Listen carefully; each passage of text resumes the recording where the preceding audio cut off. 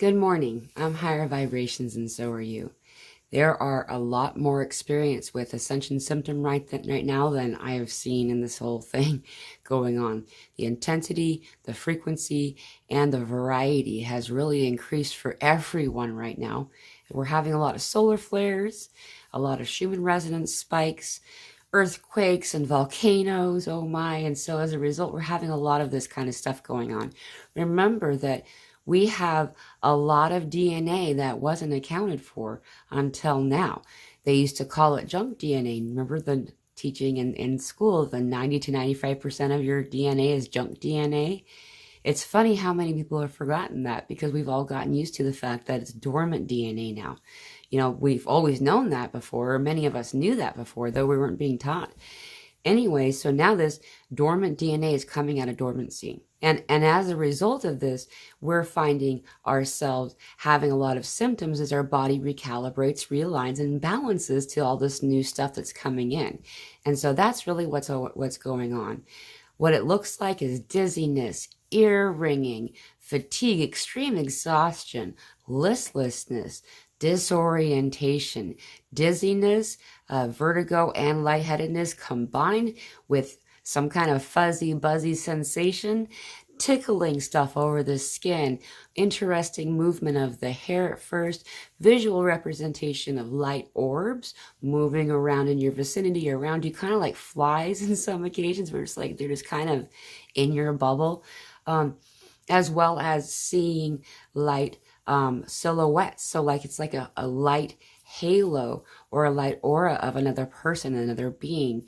It's just faded, but you could see that there's somebody there. Just there's not a person inside you're able to see right away. This is another experience of it. There's also like these cool root system looking things that usually all have a consistent one color, but they're all different colors. So there's a blue one, a violet one, a yellow one, an orange one, and they're really fun. They're like the sun spirit guys. They're awesome, by the way. If you're having experiences with them, you're finding yourself being more in joy, giddy, happy, and so they're really cool. They're very helpful.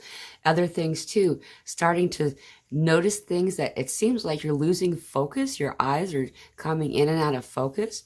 But what's actually occurring is that you're coming into focus. So as you raise your frequency, your vibration stays, home point from here. As you vibrate higher up, you'll start to see, being able to perceive those things that are vibrating also at that higher level. And we don't always ascend in a perfect trajectory. There's usually this kind of like turbulence happening on our way up. We're still moving up. However, this in and out thing is also this in and out thing, the focus that a lot of people are having. Gunk around the eyes, coming out of the eyes, this weird substance, this film has been leaving the body through the eyes. Usually right after that's when you'll start to have the focus stuff. It's really cool because I've noticed that it just feels like it's a layer, a film, a layer of something obscuring sight. And so it's really a joyful experience when it leaves, when you know what's happening. Muscle spasms, twitching, even Charlie horses to the severe extent that it can be. Most often it's twitching or what's considered muscle spasms. I've been noticing that it's returned to the eye again. A few years ago, there was this thing where it was on one eyebrow for a few days or even weeks. I can't recall. It seemed like forever at the moment. And then it moved to the other eyebrow after this one had been, it's like it chose a different place to be. And then it was underneath. Well, now I'm noticing the actual eyelid. This is the eye that's happening right now, the divine feminine side, the left side. So that's interesting to kind of note. And so just throughout the body, though, a lot of stuff having to do with the neck all the way down to the tailbone. This whole area is a series of chakras, as well as a lot of people are getting their energetic wings right now. And so that also has a lot to do with like shoulder discomfort, difficulty with like the muscle, feeling like you're kind of carrying an extra backpack on your shoulder. And at the end of the day, it's like, whoa, that kind of sensation. One side or the other, both at the same time, as well as a tingling It feels like your hand had fallen asleep and it's coming back alive. That pins and needles sensation all down the back area. Then this often is leading to like a sciatica, a sciatic nerve, a pinched nerve sensation. And a lot of people do have like this clump. And so we all have this funnel of light that goes straight down through. And after a time, we kind of always just go from like crown chakra down, down, down, down, down, and then we get to the root chakra, and then we move to the next thing, right? Well, what's been happening for a lot of people that's causing like this nodding that's happening. This is the top of your head, and say this is your tailbone, and so. And usually what's happening is this occurrence is in the sacral chakra, the belly. A lot of people having Buddha belly sensation, so their belly's swelling up with like extra water, and just, or even just growing in your own form, but right there in this area. As well as the surrounding, like the solar plexus stuff, a lot of root chakra kind of stuff. These are the three areas that most of us are having it get stuck in, the energy that needs to kind of continue to channel down. And so rather than going crown chakra down, go to the area that you're noticing it being affected. So the chakra in correlation to it.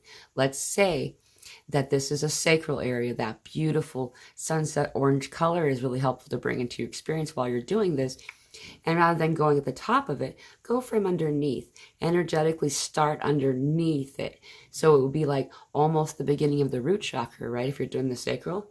And then let it pull, pull, pull, pull, pull, pull. Then this long string can then, this energetic line of yours that is connected directly to God, can then connect into Gaia as a root digging into the soil. Connect that energy into her heart, or one of these cool moving pools of white light, these underground rivers of light that we have in Gaia. It's connecting it to one of those, and that will stretch out that energy and relieve a lot of the sensation in the area. There's a lot of throat and heart related stuff that we've been talking about for a little while, and that's kind of been brought up again. This topic is like needing to be addressed a second time, or whatever, however many times it will need to be. So we have, as a collective species, have stayed in the solar plexus and not gone above that, except for, a rare exception here and there for the ascended masters for a lot of lifetimes. And so collectively, the group of all that are here and incarnated here are moving into the heart chakra.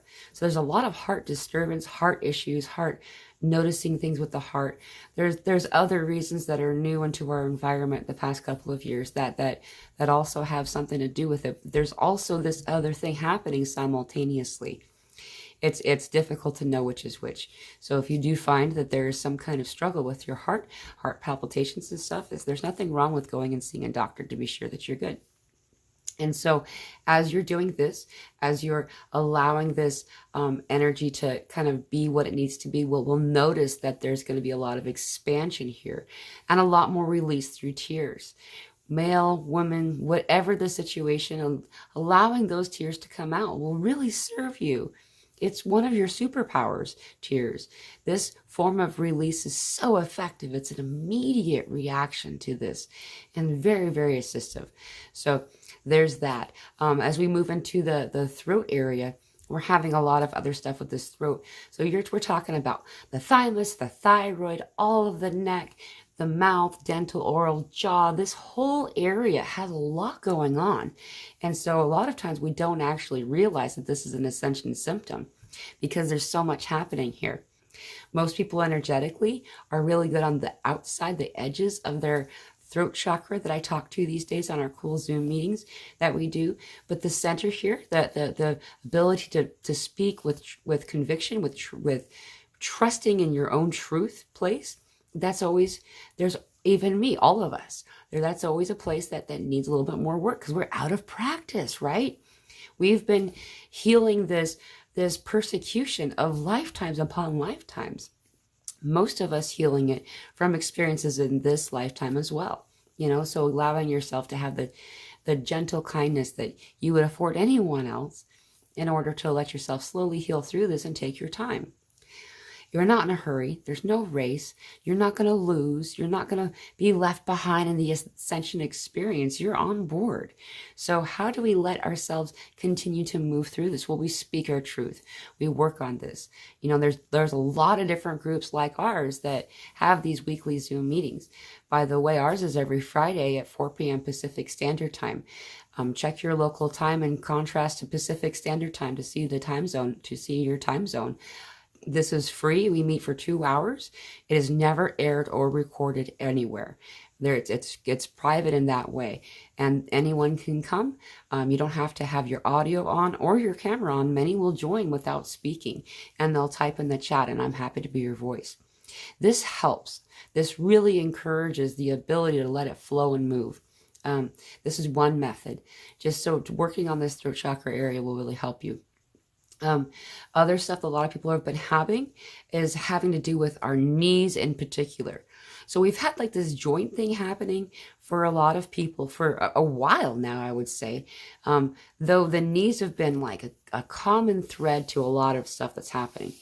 I heard today, and I think it really resonated with me, that does have a lot to do with, for some reason, causing a barrier, having a barrier that's preventing you from stepping forward, from moving forward in whatever your chosen ideal or goal might be.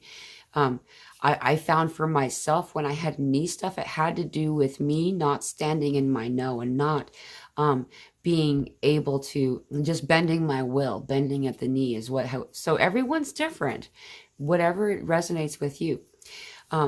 There's like a lot of like internal organ stuff that's all based on the right side typically. You know, we're having the liver stuff, we're having the kidney stuff, we're having the gallbladder things, you know, all of this area that we keep going on. And each one of those things means something. Like the liver is anger, not being able to let your anger out and to find a healthy way for it to move past and through you. You know, and like that every one of our areas in our body has something in relation to what the emotion is.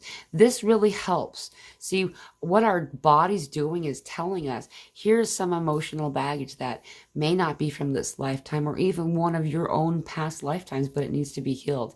Please look at this. You know, it's become a common understanding. You can look at most of this ancient practice of acupuncture. These websites will tell you, they'll list these books, everything, they'll list the emotion that's connected to that. And when we address the underlying emotion, then the physical symptom goes away. And so that's what's happening for a lot of us.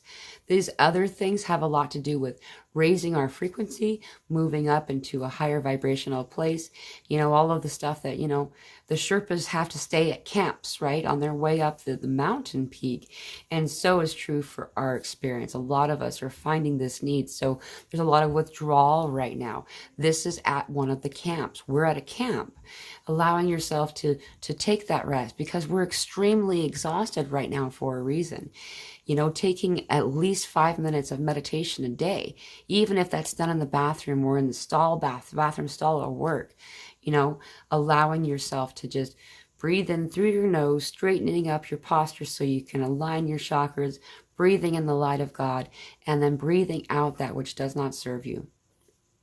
It's really just a couple of times, and the clearing that can happen, and then finding out that grateful place, that place of gratitude in your heart, that all things in front of you are more manageable and easier to do, and it helps. And so allowing yourself that, as well as getting out into nature, you know, go and be barefoot someplace. If you can't be barefoot someplace, touch your hands in the ground, in the grass, in the soil, in the sand, in the water.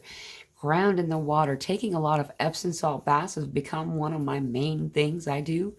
It really helps when we're getting all these solar flares coming in. There's extra plasma, so we're going to need more water. Our bodies are no longer in alignment with our previous diet, so our appetites are shifting dramatically.